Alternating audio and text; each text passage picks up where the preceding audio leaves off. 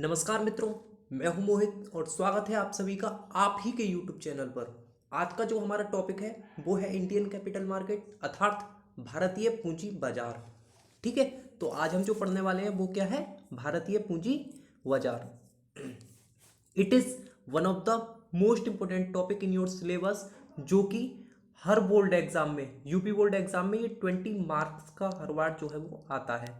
इतना ही नहीं बल्कि प्रैक्टिकल पॉइंट ऑफ व्यू से भी यदि देखा जाए तो ये सबसे मोस्ट इंपोर्टेंट टॉपिक है। ठीक है, अगर हम बिजनेस के फील्ड में कहीं भी जाते हैं तो it is the one of the most important topic. Okay, तो आइए स्टार्ट करते हैं। सबसे पहले पूंजी बाजार का अर्थ। पूंजी बाजार से अभिप्राय एक ऐसे सुसंगठित बाजार से है जहां विभिन्न प्रकार की संस्थाओं की प्रतिभूतियों का क्रय विक्रय किया जाता है। पूंजी बाजार से अभिप्राय एक ऐसे सुसंगठित बाजार से है जहां विभिन्न प्रकार की संस्थाओं की प्रतिभूतियों का क्रय विक्रय किया जाता है। अब भैया ये प्रतिभूतियां क्या होती हैं? देखिए, ये जो प्रतिभूति है वो शेयर भी हो सकता है, वो डिवेंचर भी हो सकता है, वो बॉन्ड हो सकता है, या फिर वो ट्रेजरी भी हो सकता है। ठीक है, लेकिन इसे share market, stock market, stock exchange या सट्टा बाजार आदि नामों से भी जाना जाता है। अब आप कहेंगे भैया ये बॉन्ड और ट्रेजरी बिल में क्या डिफरेंस होता है, शेयर और डिवेंचर में क्या डिफरेंस होता है? बेसिकली अगर मैं इजी वर्ड्स में कहूँ तो जो शेयर्स हैं, ठीक है, शेयर्स के थ्रू क्या करती है कंपनी? कैपिटल रेज करती है। जबकि डिवेंचर के थ्रू क्या करती है? डिवेंचर के थ्रू कंपनी लोन रेज करती है, डेट रेज करती है। ठीक है, और बॉन्ड और ट्रेजरी बिल की अगर मैं बात करूं, अगर मान लो गवर्नमेंट, अगर गवर्नमेंट 1 साल के अंदर अंदर लोन का भुगतान करना चाहती है, ठीक है, या फिर मान लो अगर हम 1 साल के भीतर की गवर्नमेंट की सिक्योरिटीज में इन्वेस्ट करना चाह रहे हैं तो हम लोग क्या बाय करेंगे? Treasury bill. ठीक, अगर मान लो मैं 1 साल से ज़्यादा गवर्नमेंट को लोन देना चाह रहा हूँ तो मैं क्या चीज़ बाय करूँगा? बॉन्ड। ओके, इसको और भी डिटेल में हम लोग आगे देख लेंगे। अब बात आती है पूंजी बाजार की विशेषताएं। पूंजी बाजार की प्रमुख विशेषताएं निम्नलिखित हैं। सबसे पहली जो इसकी विशेषता है वो है यह संगठित और असंगठित दोनों ही प्रकार का होता है। यह संगठित और असंगठित दोनों ही प्रकार का होता है। अब भैया ये संगठित क्या है, असंगठित क्या है? देखिए, अगर मैं बात करूं पूंजी बाजार के क्षेत्र की तो ये दो जगह फैला हुआ है, संगठित पूंजी बाजार और असंगठित पूंजी बाजार। संगठित पूंजी बाजार क्या होता है भैया? ऑर्गेनाइज्ड कैपिटल मार्केट क्या होता है? What is organised capital market? संगठित पूंजी बाजार से आशय ऐसे बाजार से है जो किसी न किसी प्रकार से नियंत्रित होता है। फॉर एग्जाम्पल कंपनी, कोई गवर्नमेंट इंस्टीट्यूट, या फिर हम कह सकते हैं यूटीआई अर्थात यूनिट ट्रस्ट ऑफ इंडिया, या फिर कोई इंश्योरेंस कंपनी। ये सभी क्या है? एक तरीके से कंट्रोल्ड है किसी न किसी इंस्टीट्यूट के द्वारा, या फिर हम कह सकते हैं किसी न किसी अथॉरिटी के द्वारा। ये क्या है? कंट्रोल्ड है। जो हमारा यूटीआई है इसको कंट्रोल करता है आरबीआई, और जो हमारा इंश्योरेंस कंपनीज हैं, जितनी भी इन ऑल ओवर द इंडिया जितनी भी इंश्योरेंस कंपनीज हैं उन सभी को कौन कंट्रोल करता है? आई, देखो मैं इस पे लिख दे रहा हूँ, आई आर डी ए आई, यानी कि insurance regulatory development authority of India. Insurance regulatory development authority of India. Done है? आगे चलते हैं। संगठित बाजार को भी दो भागों में बांटा जा सकता है। अच्छा, संगठित पूंजी बाजार से आशय ऐसे बाजार से है जो किसी न किसी प्रकार से नियंत्रित होता है। और असंगठित पूंजी बाजार क्या होता है भैया? असंगठित पूंजी बाजार से आशय ऐसे बाजार से है जो किसी भी प्रकार से नियंत्रित नहीं होता है। भैया इस पे किसी का कंट्रोल्ड नहीं है। फॉर एग्जाम्पल साहूकार या महाजन। ठीक है, किंतु इनकी खास विशेषता यह है कि यह केवल कार्यशील पूंजी ही उपलब्ध कराते हैं।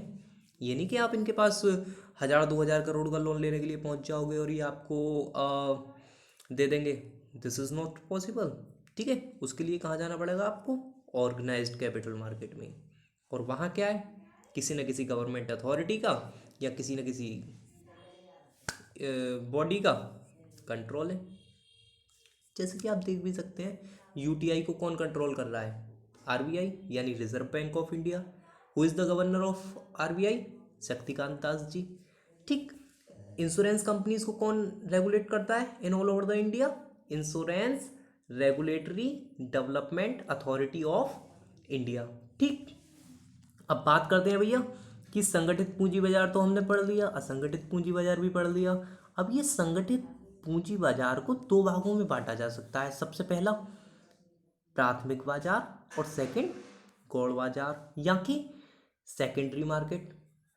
देखिए, जो प्राइमरी मार्केट होता है इसमें क्या होता है, कंपनी प्राइमरी इशू लेकर के आती है, अर्थात इसमें नई निर्गमित प्रतिभूतियों का क्रय विक्रय होता है। इसमें प्राइमरी इशू लेकर के आती है कंपनी। कोई भी कंपनी जब भी मार्केट में आएगी अपनी सिक्योरिटीज को सेल करने के लिए, तो वो फर्स्ट टाइम इशू जब लेकर के आएगी तो वो प्राइमरी मार्केट में आएगी। ओके, और जो सेकेंडरी मार्केट की अगर मैं बात करूं, इसमें पहले से निर्गमित प्रतिभूतियों का क्रय विक्रय होता है। For example stock market. Stock market में क्या होता है, जो पहले से इशूड सिक्योरिटीज हैं उन्हीं का क्या होता है, लेन देन होता है। ठीक है, आगे मूव ऑन होते हैं। अच्छी तरीके से समझ में आया गाइस, ठीक है चलते हैं। अच्छा, ये तो बात हुई उसकी भैया, संगठित और असंगठित दोनों ही प्रकार का हो सकता है। हमने संगठित को डिटेल्ड में एनालाइज किया, असंगठित को डिटेल्ड में एनालाइज किया। इसके बाद में आगे चलते हैं कि संगठित बाजार के कुछ निश्चित नियम हैं जिनका पालन करना आवश्यक होता है। बिल्कुल सीधी सी बात है भैया, किसी ना किसी अथॉरिटी के द्वारा या किसी ना किसी बॉडी के द्वारा अगर ये कंट्रोल्ड है तो डेफिनेटली इनके कुछ रूल्स होंगे जिनको इन्हें पालन करना पड़ेगा, जिनका इन्हें रेस्पेक्ट करना पड़ेगा। ठीक है, संगठित बाजार में केवल सूचीयत प्रतिभूतियों का ही क्रय विक्रय होता है। सूचीयत प्रतिभूतियां मतलब लिस्टेड सिक्योरिटीज। लिस्टेड सिक्योरिटीज कौन सी होती हैं भैया, जो कि किसी मान्यता प्राप्त स्कंद विनिमय पर लिस्टेड होती हैं, सूचीबद्ध होती हैं। फॉर एग्जाम्पल एनएससी और बीएससी, आपने काफी नाम सुना होगा एनएससी बीएससी का, ये वही है। ठीक है, एनएससी और बीएससी। ठीक है, इसके आगे चलते हैं। पूंजी बाजार में सौदे दलालों की सहायता से ही संपन्न किए जाते हैं। If you want to buy the share from the NSC directly, this is not possible. इसके लिए मेरे को क्या करना पड़ेगा, किसी न किसी एक दलाल की, किसी न किसी एक ब्रोकर की मेरे को हेल्प लेनी पड़ेगी। अब भैया ये मैं ब्रोकर कहाँ से ढूंढ के लेके आऊँ, देखिए इसके लिए मैं एक अलग से वीडियो बना दूंगा। इफ़ यू लाइक इट, अगर तुम शेयर मार्केट में इन्वेस्ट करना चाहते हो, इसके बारे में और ज़्यादा जानना चाहते हो, तो you can message me directly. I would give you some advice on it. Okay, but I am not SEBI registered, but I can tell you something about it. Okay, इसके आगे चलते हैं। पूंजी बाजार के अंतर्गत दीर्घकालीन लेन देनों को शामिल किया जाता है। पूंजी बाजार में क्या किया जाता है, दीर्घकालीन लेन देनों को शामिल किया जाता है जो कि लॉन्ग टर्म के लिए होते हैं। ठीक, यह वित्तीय बाजार का मुख्य अंग है। भैया वित्तीय बाजार क्या होता है, देखिए फाइनेंशियल मार्केट एक बहुत ब्रॉडर टर्म है।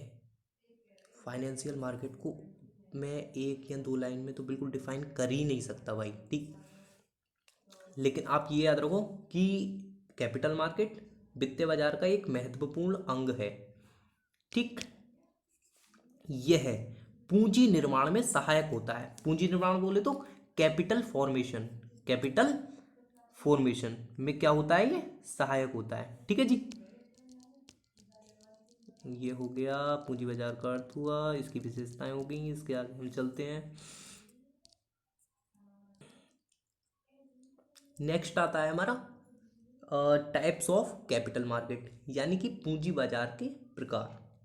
देखिए पूंजी बाजार निम्नलिखित तीन प्रकार का होता है। सबसे पहला मनी मार्केट यानी मुद्रा बाजार, दूसरा शेयर मार्केट यानी अंश बाजार, तीसरा फॉरेन एक्सचेंज मार्केट यानी विदेशी विनिमय बाजार। ठीक है, अब भैया धीरे धीरे करके इन तीनों को एक्सप्लेन कर दो ताकि हमें और अच्छे से समझ में आ जाए।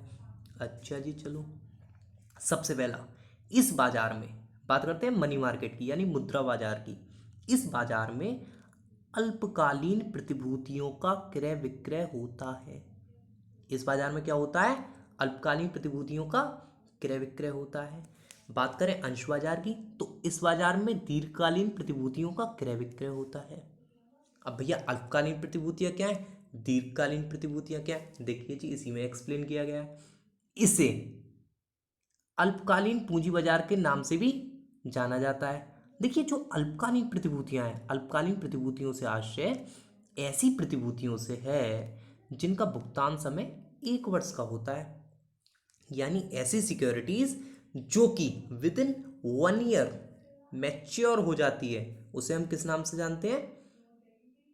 शॉर्ट टर्म सिक्योरिटीज के नाम से। और जो हमारी अल्पकालीन प्रतिभूतियां होती हैं वो कहाँ पे अवेलेबल होती हैं?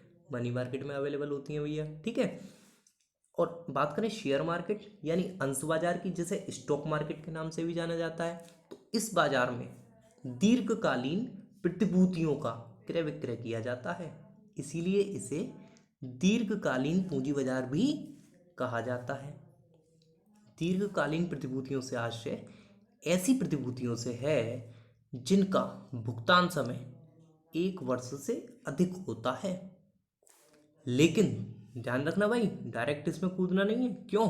क्योंकि इस बाजार में, सॉरी ये 2 बार लिख गया, इस बाजार में जोखिम की मात्रा अधिक होती है, काफ़ी रिस्की होता है। आपने देखा होगा फरवरी के जो टाइम था, अभी फरवरी 2020 की मैं बात कर रहा हूँ, उस समय मार्केट 2019 यानी 2019 में लगभग 12,000 के आसपास ट्रेड कर रहा था। ठीक है, और 12,000 से आपने काफ़ी सुना होगा कि यार जो निफ्टी 50 थी वो 12,000 से फिसल करके 6,600 के अराउंड आ गई थी। ठीक है, तो ये काफ़ी ज़्यादा रिस्की है। उस समय जो इन्वेस्टर्स थे उन्हें काफ़ी लॉस हुआ था। ठीक है, और जो हमारी गवर्नमेंट अथॉरिटीज़ हैं और जो हमारे गवर्नमेंट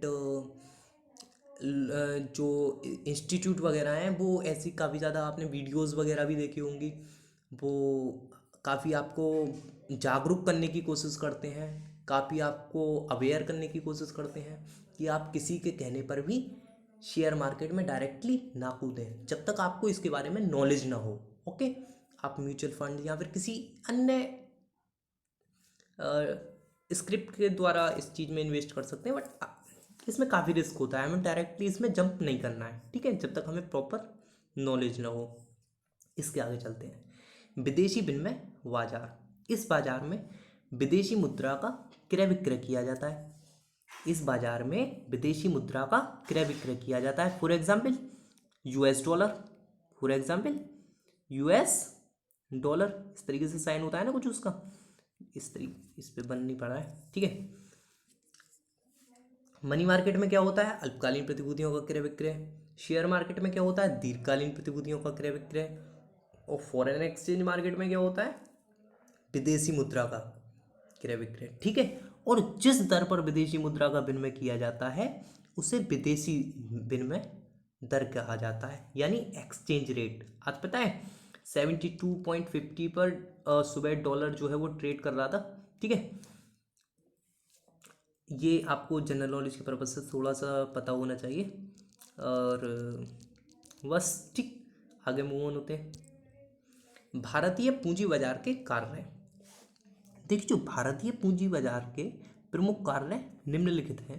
सबसे पहला, पूंजी बाजार को पूंजी को तरलता प्रदान करना।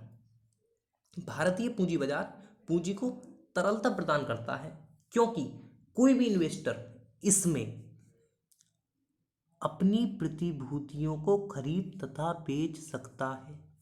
भारतीय पूंजी बाजार पूंजी को तरलता प्रदान करता है क्योंकि कोई भी इन्वेस्टर कभी भी किसी भी समय अपनी प्रतिभूतियों को खरीद तथा बेच सकता है। Next, regular market. ये क्या है? एक रेगुलर मार्केट है, नियमित बाजार है। यह एक नियमित बाजार है, अर्थात इसमें इन्वेस्टर कभी भी अपनी प्रतिभूतियों को बाय तथा सेल कर सकता है। ठीक है, जिस समय कोविड हमारा चल रहा था 2020 में, फरवरी मार्च, उस समय काफ़ी ज़्यादा इसका हल्ला गुल्ला चल रहा था। ठीक, उस समय काफ़ी ज़्यादा चर्चाएं हुई थी कि यार मार्केट को बंद कर दिया जाए, बट काफ़ी ज़्यादा एक्सपर्ट्स का ऐसा मैं क्या कहूँ। ठीक है, तो मतलब काफ़ी जो इन्वेस्टर्स थे उनमें भी चहल पहल थी, कहीं ऐसा ना हो मार्केट बंद हो जाए, बट चाहे कुछ भी हो जाए मार्केट बंद नहीं होगा। यार काफ़ी ज़्यादा ऐसी चीज़ें होती हैं जो कि देखनी होती हैं, इसीलिए हम मार्केट को बंद नहीं कर सकते। ठीक है, उस समय और भी काफ़ी सारे ऐसे स्टेप्स हमारी गवर्नमेंट अथॉरिटीज़ द्वारा लिए गए, बट मार्केट को बंद नहीं किया गया क्योंकि ये एक रेगुलर मार्केट है। ठीक है, क्योंकि यह एक रेगुलर मार्केट है। सुबह को 9 AM ये खुलेगा। ठीक, और 3:30 तक आप कभी भी इसमें जा कर के बाय और सेल कर सकते हैं शेयर मार्केट में। ठीक है, कैपिटल मार्केट एक बहुत ब्रॉडर टर्म है। ठीक है, आगे चलते हैं। नई पूंजी की प्राप्ति में सहयोग। भारतीय पूंजी बाजार कंपनी को नई पूंजी प्राप्ति में सहयोग देता है। अगर मान लो अभी जैसे बर्गर किंग का आईपीओ आया था, और भी काफ़ी सारे आईपीओस वगैरह आते रहते हैं। ठीक है, तो भारतीय पूंजी बाजार कंपनी को नई पूंजी की प्राप्ति में सहयोग देता है। अगर मान लो मैं कोई नई कंपनी हूँ और मेरे को पैसा चाहिए, तो मैं सीधा सा कहाँ जाऊँगा, कैपिटल मार्केट में, और कैपिटल मार्केट में जा करके नई पूंजी उठा लूँगा। चौथा क्या होता है, प्रतिभूतियों का हस्तांतरण करने में सहायक। भारतीय पूंजी बाजार दलालों के माध्यम से, देखो फिर से वही बात आ गई, आप डायरेक्टली लेकिन बाय सेल नहीं कर सकते। भारतीय पूंजी बाजार में दलालों के माध्यम से प्रतिभूतियों का हस्तांतरण करने में सहायक होता है। भारतीय पूंजी बाजार दलालों के माध्यम से प्रतिभूतियों का हस्तांतरण करने में सहायक होता है। ठीक है, यानी आप ब्रोकर के थ्रू जा करके अपनी सिक्योरिटी को बाय या सेल कर सकते हैं। नई कंपनी की प्रतिभूतियों का व्यापक वितरण। भारतीय पूंजी बाजार की सहायता से नई कंपनी को पूंजी सरलता से प्राप्त हो जाती है। यानी अगर कोई भी नई कंपनी है तो वो सीधा सा, अगर मान लो उसे फंडिंग रेज करनी है, उसे कैपिटल रेज करनी है लॉन्ग टर्म के लिए, तो वो सीधा सा कहाँ है, जाए कैपिटल मार्केट में। ठीक है, कैपिटल मार्केट में जाकर के उसे इजीली पूंजी उपलब्ध हो जाती है। अन्य कार्य। भारतीय पूंजी बाजार के विभिन्न घटकों द्वारा अन्य कार्य भी संपन्न किए जाते हैं। अब भैया ये विभिन्न घटक कौन कौन से हैं, आगे देखते हैं। भारतीय पूंजी बाजार के तत्व या घटक।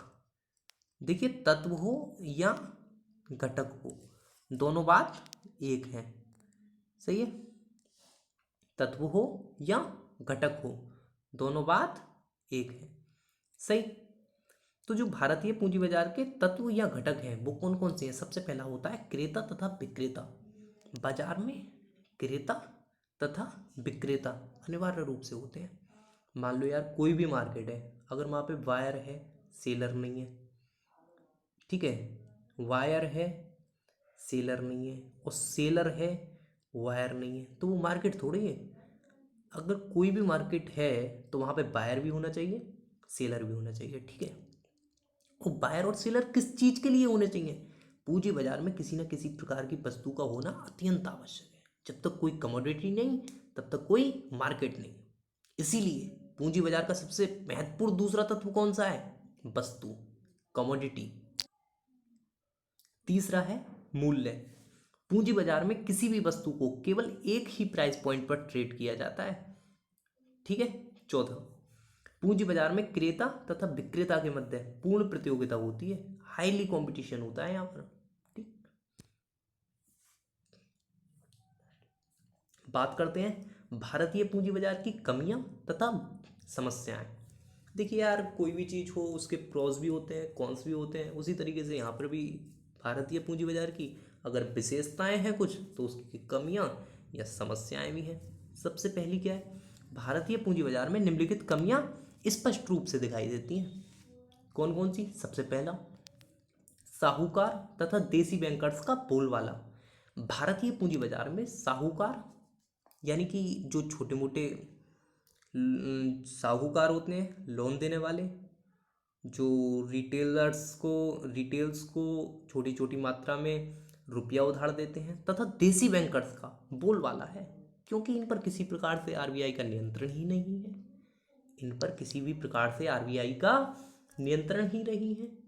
इस समस्या को दूर करने के लिए हम क्या कर सकते हैं? साहूकार तथा देसी बैंकर्स को आरबीआई के नियंत्रण में ला सकते हैं। इस समस्या को दूर करने के लिए साहूकार तथा देसी बैंकर्स को आरबीआई के नियंत्रण में लाया जाना चाहिए। सेकंड, ब्याज दरों में भिन्नता। भारतीय पूंजी बाजार विभिन्न स्रोतों से प्राप्त होने वाली पूंजी पर ब्याज दरें भिन्न भिन्न होती हैं। भारतीय पूंजी बाजार में विभिन्न स्रोतों से प्राप्त होने वाली पूंजी पर ब्याज दरें भिन्न भिन्न होती हैं। इस समस्या को दूर करने के लिए भैया हम क्या कर सकते हैं? ठीक है, मान लो मैं साहूकार से लोन उठा रहा हूँ, तो मेरे को मिल रहा है कितने रेट से? 10% के रेट से। ठीक है, मान लो मैं किसी बैंक से लोन उठा रहा हूँ, तो मेरे को लोन कितने रेट से मिल रहा है? 5% के रेट से। आ गया ना प्राइस में डिफरेंस, एक तरीके से रेट में डिफरेंस आ गया। इसको दूर करने के लिए हम क्या कर सकते हैं? इस समस्या को दूर करने के लिए हम क्या कर सकते हैं कि आरबीआई द्वारा ऐसे इनिशिएटिव्स लिए जाएं जिससे कि ब्याज दरों में समानता आ जाए। इंटरेस्ट रेट को केवल और केवल कौन कंट्रोल कर सकता है? आरबीआई, हमारे देश का रिजर्व बैंक ऑफ इंडिया। पूंजी का अभाव। भारत में प्रति व्यक्ति बचत बहुत कम है। हमारे यहाँ के जो लोग हैं वो सेविंग को लेकर के इतने ज़्यादा अवेयर नहीं है, इतने ज़्यादा जागरूक नहीं हैं। ठीक है, और दूसरा इसका ये भी रीज़न है कि यहाँ के जो लोग हैं उनकी जो इनकम है वो काफ़ी ज़्यादा डाउन है, काफ़ी ज़्यादा लो है। और जब किसी देश में रहने वाले लोगों की इनकम कम होगी तो सीधी सी बात है कि वो पैसे की बचत कम कर पाएंगे। ठीक है, यानी कि उनकी सेविंग भी क्या हो जाएगी? कम हो जाएगी। ठीक है जी, उनकी सेविंग भी क्या हो जाएगी?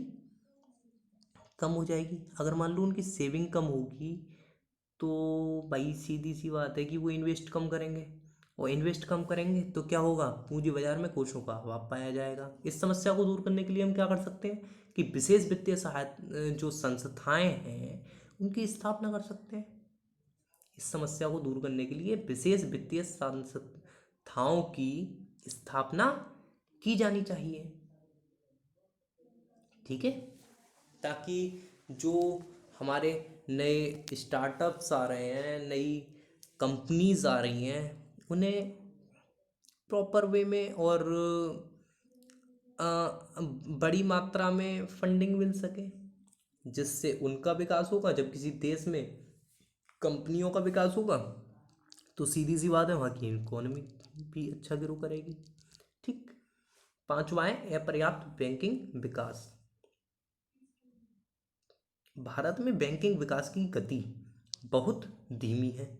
इस समस्या को दूर करने के लिए देश के विभिन्न भागों में बैंकों की स्थापना की जानी चाहिए। जैसे कि आप सभी को पता है, bank is the backbone of the economy. अगर किसी भी देश की आर्थिक स्थिति जाननी है, किसी भी देश की इकोनॉमी के बारे में जानना है, तो वहाँ की बैंक्स के बारे में जान लो। क्योंकि जो बैंक हैं वो किसी भी देश की इकोनॉमी की रीढ़ की हड्डी होती हैं।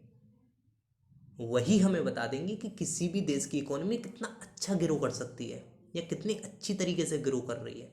ठीक है, तो भाई यहाँ पे क्या कर सकते हैं हम इस समस्या को दूर करने के लिए? विभिन्न भागों में बैंकों की स्थापना कर सकते हैं, तो वही हमें करना चाहिए।